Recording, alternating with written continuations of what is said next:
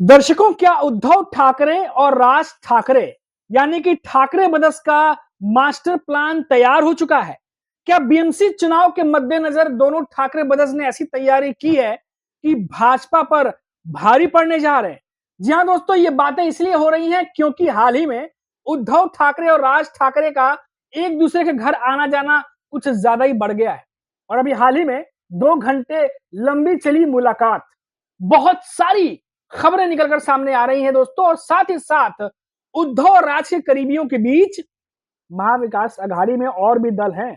उन दलों को लेकर के एमएनएस ने क्या कहा है, गठबंधन में उनके साथ भी जाएंगे या नहीं जाएंगे, बहुत बड़ी खबर निकलकर सामने आ रही है दोस्तों।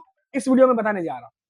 नमस्कार दोस्तों, मेरा नाम है मनीष कुमार सिंह और आप देख रहे हैं 4 PM महाराष्ट्र। आपका स्वागत है। महाराष्ट्र में सियासत में कई दिनों से इस बात की चर्चा है कि उद्धव ठाकरे और राज ठाकरे एक बार फिर से साथ आ सकते हैं। अब इसे लेकर सरगर्मी और तेज हो गई है क्योंकि महाराष्ट्र के पूर्व मुख्यमंत्री और शिवसेना यूबीटी प्रमुख उद्धव ठाकरे ने बुधवार को अपने चचेरे भाई और महाराष्ट्र नवनिर्माण सेना के अध्यक्ष राज ठाकरे से मुलाकात। दोनों दलों के बीच गठबंधन की चर्चाओं के बीच ठाकरे परिवार ने उनसे मुलाकात की। दोनों दलों के प्रमुखों और उनके नेताओं के बीच राज ठाकरे के आवास शिव तीर्थ पर यह बैठक हुई है। महाविकास अघाड़ी में शामिल होने की चर्चा के बीच राज और उद्धव ठाकरे की यह मुलाकात बड़ी मानी जा रही है। बता दें कि दोनों चचेरे भाइयों के बीच यह सार्वजनिक मुलाकात है, दूसरी बार। इससे पहले आपको याद होगा, एक ही साथ एक मंच पर दोनों आए थे। इससे पहले गणेश उत्सव के अवसर पर शिव तीर्थ गए थे अभी उद्धव ठाकरे। शिवसेना यूबीटी ने एक्स पर ठाकरे परिवार के एक साथ आने की तस्वीरें पोस्ट की थी। इस तस्वीर में राज और उद्धव ठाकरे अपने दादा केशव और अपने पिता श्रीकांत और बाल ठाकरे की तस्वीर के पीछे खड़े हैं। इस तस्वीर के जरिए संदेश देने की कोशिश की गई है कि ठाकरे परिवार 2 दशकों से अपनी अपनी राजनीतिक राह तय कर रहा है, फिर भी दोनों एक साथ हैं। कभी बिछड़े रहे इन चचेरे भाइयों के बीच यह कम से कम तीसरी सार्वजनिक मुलाकात थी। दोस्तों, इससे पहले आपको याद होगा कि महाराष्ट्र सरकार द्वारा कक्षा 1 से 5 तक के छात्रों के लिए त्रिभाषा फॉर्मूले और राज्य में हिंदी थोपने संबंधी अपने विवादास्पद सरकारी आदेशों को वापस लेने के बाद दोनों भाइयों ने 5 जुलाई को एक मंच साझा किया। राज पिछले जुलाई में ही उद्धव को उनके जन्मदिन की बधाई देने के लिए बांद्रा स्थित मातोश्री गए। उसके बाद दोनों के बीच में लगातार मुलाकातें देखने को मिली। जैसा कि हमने बोला कि कक्षा 1 से लेकर 5वीं तक जो सरकार थी, सरकार की तरफ से जो कहा गया कि हम त्रिभाषा फॉर्मूला लाएंगे, उसके लिए जो लड़ाई लड़ी राज ठाकरे उद्धव ठाकरे ने दोनों एक साथ मिल करके, फैसला वापस लेना पड़ा। उसके विजय दिवस के रूप में मनाया गया, जहां राज ठाकरे उद्धव ठाकरे दोनों साथ में नजर आए। असल में ये साथ में आना एक तरह से शक्ति प्रदर्शन था एमएनएस और उद्धव ठाकरे की शिवसेना का, क्योंकि बहुत बड़े लेवल पर दोनों मंच पर आए। वहां पे शरद पवार के एनसीपी के कई दिग्गज नेता भी दिखाई दिए, सुप्रिया सुले भी वहां पर दिखाई दी।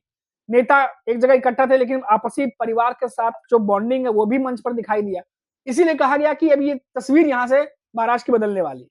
इसके अलावा दोस्तों, आप देखिए, कहा जा रहा है कि क्या राज ठाकरे उद्धव ठाकरे के नजदीक तो आ रहे हैं, लेकिन क्या वो कांग्रेस के साथ भी जाएंगे?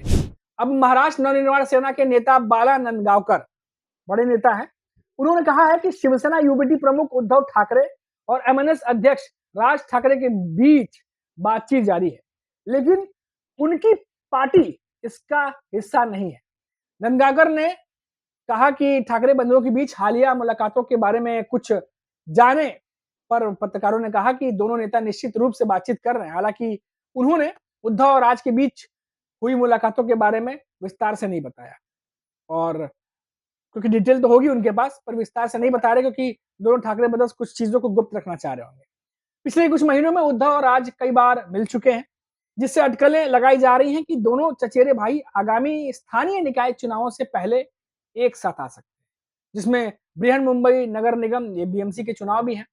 और आपको बता दें कि बुधवार को उद्धव जो है मुंबई के दादर इलाके में राज के घर, जो राज ठाकरे हैं उनके घर शिव तीर्थ पहुंचे, जहां दोनों नेताओं के बीच लगभग 2.5 घंटे तक बातचीत हुई है, 2 से 2.5 घंटे।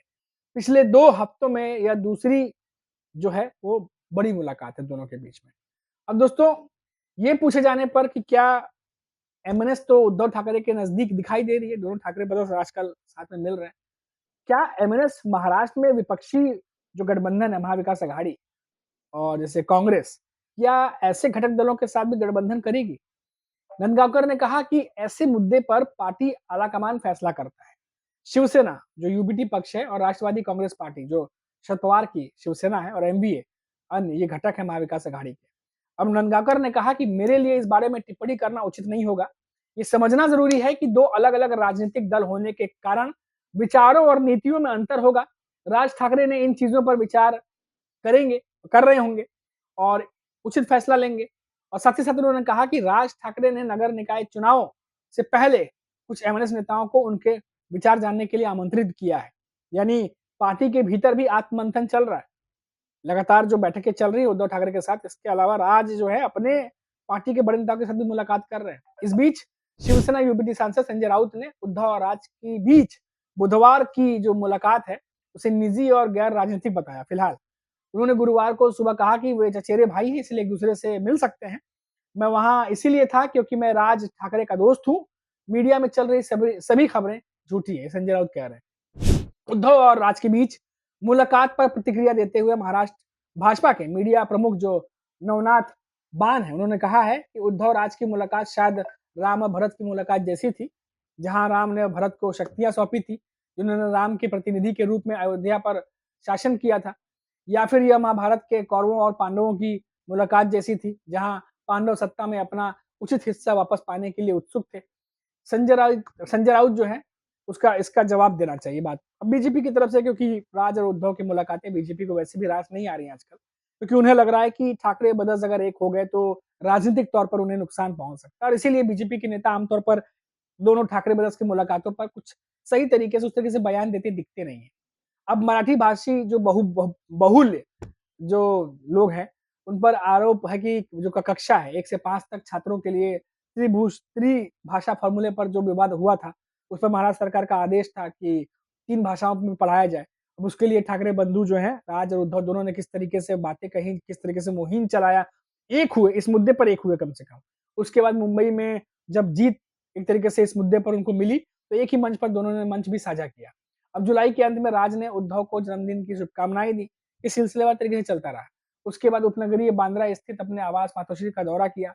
दोनों भाइयों में कई मुलाकातें हुई। अब इसीलिए कहा जा रहा है कि दोस्तों ये जो मुलाकातें हैं, ये आने वाले समय में कहा जाए तो एक तरीके से राज और उद्धव के सियासत, क्योंकि विधानसभा चुनाव के बाद दोनों को नुकसान हुआ है और ये मुलाकातें ऐसी बढ़ती रही और दोनों मजबूत हो गए और साथ में अगर आते हैं, जिसके बारे में कहा जा रहा है, तो निश्चित तौर पर इन दोनों भाइयों को फर्क पड़ सकता है, जो फायदा मिल सकता है चुनाव में। लेकिन अभी फिलहाल कह नहीं सकते क्योंकि मुलाकातें चल रही हैं, पॉजिटिव बातें हो रही हैं दोनों साइड से, लेकिन कब तक ऑफिशियल अनाउंसमेंट होगी इसको लेके अभी तक चर्चा नहीं हुई है। शायद शर्तें कुछ होंगी राज ठाकरे की और उद्धव ठाकरे की, जिस पर चर्चा अभी बाकी होगी कि किस तरीके से काम करना है और शायद इसी वजह से राज ठाकरे अपने नेताओं के साथ मुलाकात कर रहे हैं। दूसरी तरफ बीजेपी के नेता हैं जिनकी नजर इन मुलाकातों पर लगातार बनी हुई है, बयान भी दे रहे हैं, लेकिन साफ तौर पर लग रहा है कि इन मुलाकातों से बीजेपी को ज्यादा खुशी मिल नहीं रही है। अभी के लिए इतना ही। आप देखते रहिए 4 पीएम महाराष्ट्र और लौटेंगे तो बात करेंगे फिर किसी बड़ी खबर पर। तब तक के लिए नमस्कार।